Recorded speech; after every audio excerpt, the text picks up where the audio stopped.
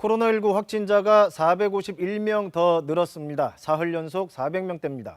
댄스 교습, 키즈 카페, 긴장 모임, 집단 감염이 일어나는 장소는 다양해지고 있고 50대 이하 확진자도 계속 많아지고 있습니다. 재난방송센터 연결합니다. 김민정 기자. 먼저 신규 확진자 현황부터 전해주실까요?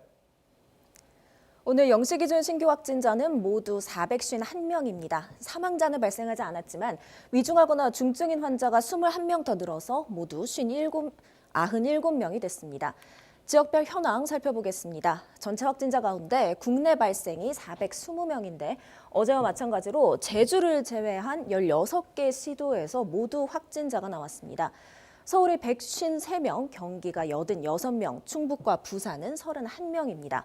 전국 각지에서 확진자가 계속 발생하고 있습니다. 일상생활 속 다양한 장소에서 계속 집단 감염이 이어지고 있기 때문인데요. 어제 정오 기준 통계를 보면 댄스 교습과 키즈 카페, 김장 모임, 그리고 장구 강습 등 코로나19가 우리 일상 곳곳에 파고들었다는 걸 확인할 수 있습니다. 일주일 단위로 방역 상황을 비교해보면요. 지난달 초까지만 해도 하루 평균 국내 발생 확진자가 80명대였지만 최근에는 400명으로 크게 늘었습니다. 같은 기간 해외 유입을 더한 전체 확진자도 110명에서 420명으로 역시 크게 늘었습니다.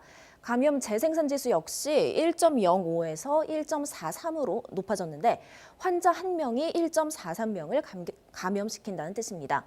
정부는 어제 이 수치를 두고 단순하게 계산하면 1, 2주 뒤에는 700명에서 1000명에 달하는 신규 확진자가 발생할 수 있다고 밝혔습니다. 그러니까 이제 연말이다 보니까 이런저런 모임이나 실내 활동이 많아져서 더 걱정이에요. 그런데 사회 활동이 많은 청장년층 감염이 많이 늘었다면서요?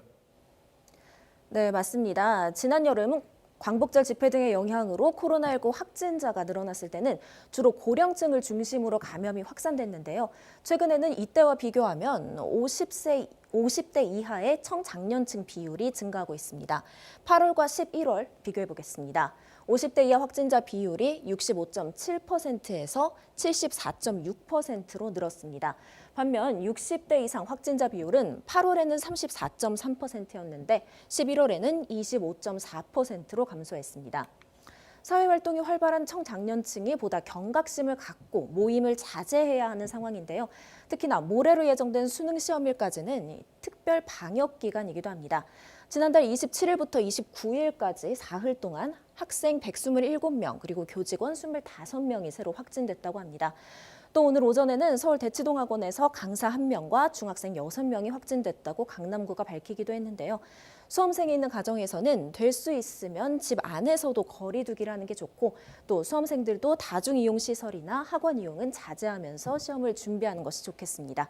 지금까지 재난방송센터에서 KBS 뉴스 김민정입니다.